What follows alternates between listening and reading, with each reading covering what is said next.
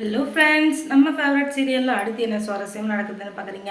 நம்ம மல்லி இருந்துக்கிட்டு எப்படியோ நம்ம விஜய் வந்து நல்ல நிலைமைக்கு கொண்டு வந்துடலாம் அப்படின்னு சொல்லிட்டு அவங்க ஒரு பக்கம் பாடுபட்டு இருக்காங்க.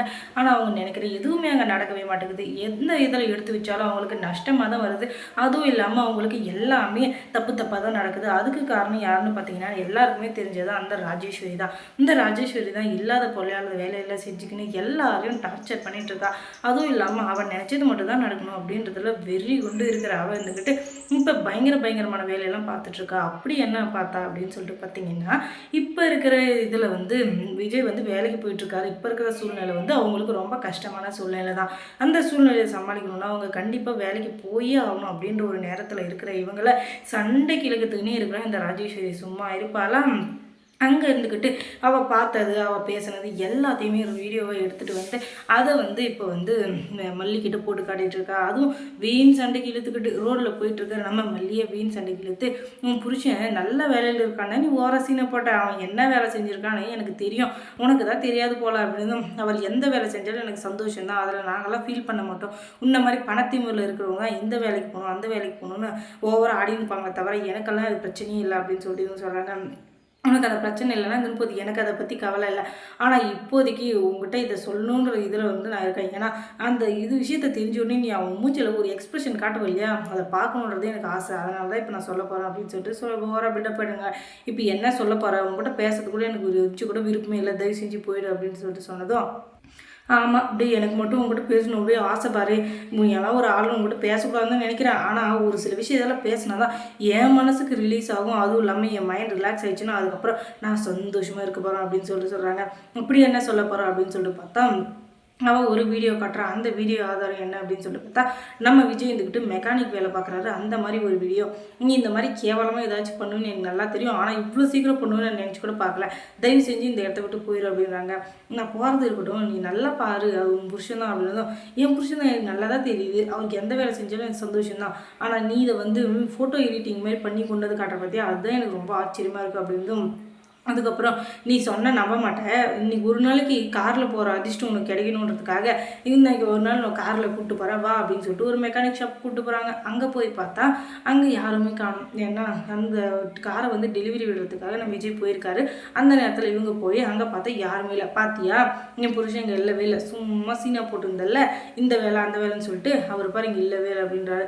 கொஞ்ச நேரம் கழிச்சு ஒரு கார் ஒன்று உள்ளே வருது. அந்த காருக்குள்ளே வர்றதே நம்ம விஜய் தான். காரை ஓட்டிகிட்டு வராரு.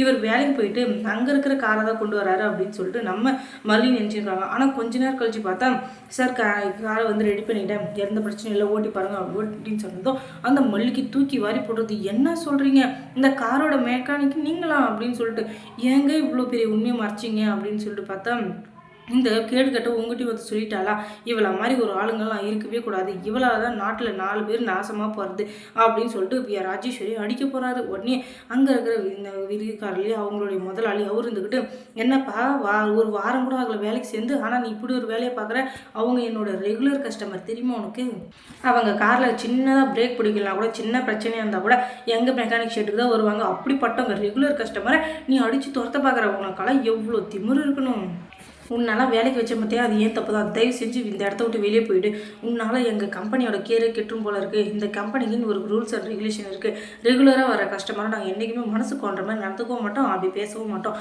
ஆனால் நீ அவங்களை அடிக்கவே போயிட்ட, இனிமேல் இங்கே வரவே கூடாது அப்படின்னு சொல்லிட்டு அந்த ஓனர் வந்துட்டு ஸ்ட்ரிக்டாக சொல்லிடுறாரு. அதனால் ரொம்ப மனசு உடஞ்சி போனால் நம்ம விஜய் இருந்துக்கிட்டு, சார் மன்னிச்சிருங்க, நான் தெரியாமல் பண்ணிட்டேன், இந்த வேலை செஞ்சால் தான் எங்கள் வீட்டில் இந்த மாதம் முழுக்க ஒரு இதுவாச்சும் பண்ண முடியும், அப்படி இல்லைன்னா நாங்கள் ரொம்ப கஷ்டப்படுவோம், தயவு செஞ்சு உங்கள் காலில் கூட விழுறோம் அப்படின்னு சொல்லிட்டு கெஞ்சி கேட்குறாரு நம்ம விஜய். ஆனால் அதை அவர் மனசுலேயே வாங்கிக்கல, அவர் காதுலேயும் வாங்கிக்கல, சரியான கல்நெஞ்சக்காராக இருக்கார் போல் அப்படின்னு சொல்லிட்டு பார்த்தா அது இல்லை காரணம். அதுக்கு காரணமே இந்த ராஜேஸ்வரி தான். அவள் தான் ஏற்றி விட்டுருங்கிறான். சார் பார்த்தீங்களா, ஒரு சர்வீஸ்க்கு வராங்கன்னா அவங்க வந்து உங்ககிட்ட இருக்கிற சர்வீஸ் வந்து நல்லா பிடிச்சதுனால தான் உங்ககிட்டயே அடிக்கடி வந்து காரை விடுறோம், ஆனால் இவன் இப்படி பேசினா இன்னொன்று நான் வருவேனா, இனிமேல் அந்த பக்கமே வரமாட்டான் அப்படின்னு சொல்லிட்டு ராஜேஸ்வரி சொல்ல, உடனே ஐயோ மேடம் உங்கள் காலில் கூட வந்து தயவு செஞ்சு இந்த மாதிரி சொல்லிடாதீங்க, உங்களை மாதிரி நல்லப்பட்டவங்க வர்றதுனால தான் நாங்கள் ஏதோ அரைக்கஞ்சும் வயிறு முழு கொஞ்சம் ஏதோ ஒன்று குடிச்சிட்ருக்கோம், நீங்கள் இந்த மாதிரி சொன்னீங்கன்னா நாங்கள் எப்படி பொழைக்கிறது மேடம், தயவு செஞ்சு மன்னிச்சிருங்க அப்படின்னு சொல்லிட்டு அவங்களும் காலைல உள்ள குறை வச்சு சரி சரி இந்த ஒரு வாட்டி விடுறேன், தயவு செஞ்சு இவரை முதல்ல வெளியே அனுப்புங்க அப்படின்னதும், எப்பா தயவு செஞ்சு வெளியே போயிருப்பா, உன்னை அவங்க வச்சிருக்கிறது எனக்கு ரொம்ப கஷ்டமாக இருக்குது, உன்னால் 4 கஸ்டமர் வராமல் போயிடுவாங்களோன்னு எனக்கு தோணுது, இனிமேல் நீ வேலைக்கே வர தேவையில்ல அப்படின்னு சொல்லிட்டு கழுதை பிடிச்சி வெளியே தள்ளிடுறாங்க. அதுக்கப்புறம் என்ன இனிமேல் என்ன பண்ணுறதுன்னு தெரியாமல் எல்லாரும் அவங்க பாட்டுக்கு முடிச்சுன்னு இருக்காங்க. அதுக்கப்புறம் மல்லி சீரியலில் என்ன சுவாரஸ்யமாக நடந்திருக்கும் நீங்கள் தெரிஞ்சுக்கணுன்னா நம்ம சேனலை சப்ஸ்கிரைப் பண்ணுங்கள். அதோட பக்கத்தில் இருக்க அந்த பெல் ஐக்கானை கொஞ்சம் கிளிக் பண்ணி விடுங்க. தொடர்ந்து இந்த சேனலுக்கு சப்போர்ட் கொடுங்க. தேங்க்ஸ் ஃபார் வாட்சிங்.